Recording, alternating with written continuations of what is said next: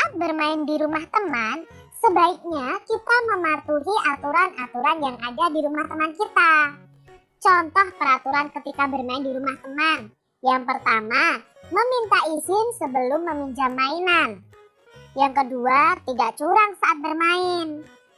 Yang ketiga, merapikan mainan setelah bermain. Yang keempat nih adik-adik, kalian tidak boleh masuk kamar tanpa izin.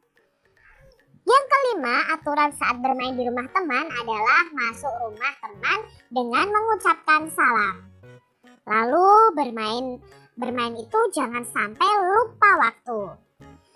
Berikutnya itu berpamitan kepada orang tua teman sebelum pulang ke rumah. Jadi kalau kalian mau pulang ke rumah, jangan lupa ya kalian berpamitan dan mengucapkan terima kasih kepada orang tua teman kalian.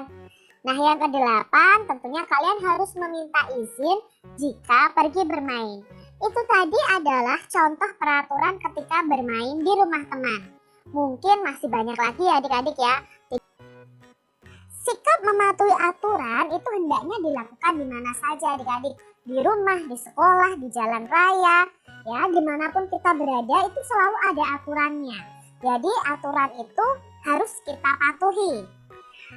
Permainan akan berlangsung tertib jika kita juga mengikuti peraturan.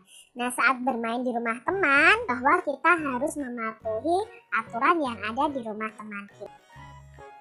Percakapan Benny dan ibunya. Bu, apa manfaat aturan bagi kita? Tanya si Benny. Banyak sekali manfaatnya. Coba Benny bayangkan, jika dalam bermain tidak ada aturan, apa yang akan terjadi? Tanya ibu. Pasti kita akan berbuat semau kita, Bu, jawab Benny. Nah, apa nanti akibatnya? Tanya ibu lagi adik-adik. Bisa bertengkar, Bu, jawab Benny. Iya, benar. Jadi menurut Benny, apa manfaat aturan itu? Dengan adanya aturan, hidup kita akan teratur, jawab Benny. Iya, benar sekali. Aturan juga akan melatih kita untuk bersikap disiplin. Manfaat mematuhi aturan. Nah, manfaatnya itu apa sih kalau kita mematuhi aturan? Yang pertama, hidup kita menjadi lebih nyaman dan teratur. Lalu yang kedua, bermain dengan teman menjadi lebih nyaman dan menyenangkan. Yang ketiga, kita akan disenangi banyak teman ya adik-adik. Contohnya ya di sini ya, merapikan mainan setelah bermain. Itu manfaatnya supaya mainan tidak hilang, mainan menjadi tidak cepat rusak. Jadi manfaat kalau kita mematuhi aturan saat merapikan mainan setelah bermain, itu mainan kita tidak akan hilang dan tidak akan cepat rusak. Lalu apa akibatnya jika kita tidak mematuhi peraturan? Akibatnya yang pertama, bisa dijauhi teman nih.